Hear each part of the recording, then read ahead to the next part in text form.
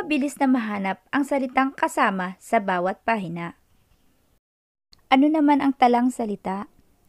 Ang talang salita ay mga nakalistang salita na nakaayos ng paalpabeto na binibigyang kahulugan.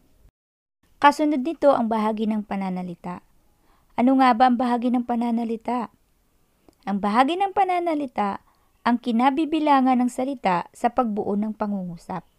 Kasunod naman nito ang kahulugan.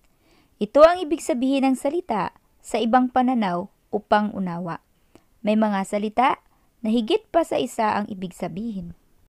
May inihanda akong gawain sa inyo mga bata. Ito ay pagsubok o pagsasanay upang higit ninyong maunawaan ang ating paksa sa araw na ito. Subukin mo. Ito ang panuto. Ayusin ang mga pangkat ng salita ayon sa paalpabeto sa pamamagitan ng paglagay ng bilang 1 sa pinakauna at 5 sa pinakahuli. Ito ang una nating gawain mga bata. Basahin ko ang mga salita. Mata, ilong, kamay, paa, katawan. Ayusin lamang ito ng paalpabeto sa pamamagitan ng pagsulat ng 1 sa pinakauna at 5 sa pinakahuli. Tingnan natin mga bata kung tama ang ating nagawa. Una, ilong. Pangalawa, kamay. Pangatlo, katawan. Pang-4, mata. At pang-5 ay paa. Ayan, napagsunod-sunod natin sila ng paalpabeto. Kung ganito ang inyong nagawa mga bata, binabati ko kayo. Ang husay-husay ninyo. Ayan, sunod mga bata, basahin ko sa inyo mga salita. Mansanas, ubas, saging, papaya, bayabas. Ayusin ang mga salita ng paalpabeto sa pamagitan ng pagsulat ng 1 sa pinakauna at 5 sa pinakahuli. Tingnan natin mga bata kung tama ang inyong nagawa.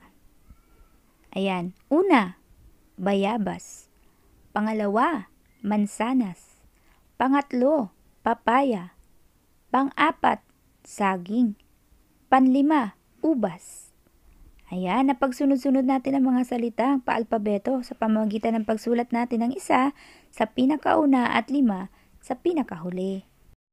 Kung ganito ang inyong ginawa mga bata, binabati ko kayo. Ang galing-galing ninyo. Sa ikalawa nating gawain mga bata, basahin ko sa inyo ang panuto.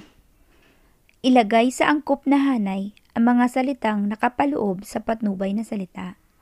Ayan, mayroong mga patnubay na salita dyan mga bata. Plorera, puso, baha, balik, mana, mata.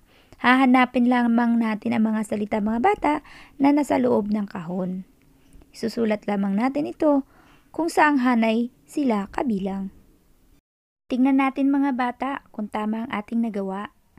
Sa hanay ng plorera at puso, plato, pluma, putok.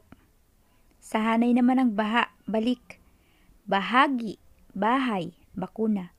At sa hanay naman ng mana at mata, mano, mansanas, mataas. Kung ganito ang inyong ginawa mga bata, binabati ko kayo. Mahusay. Ayan mga bata, sana ay may natutunan kayo sa araw na ito. Hanggang sa muli, paalam!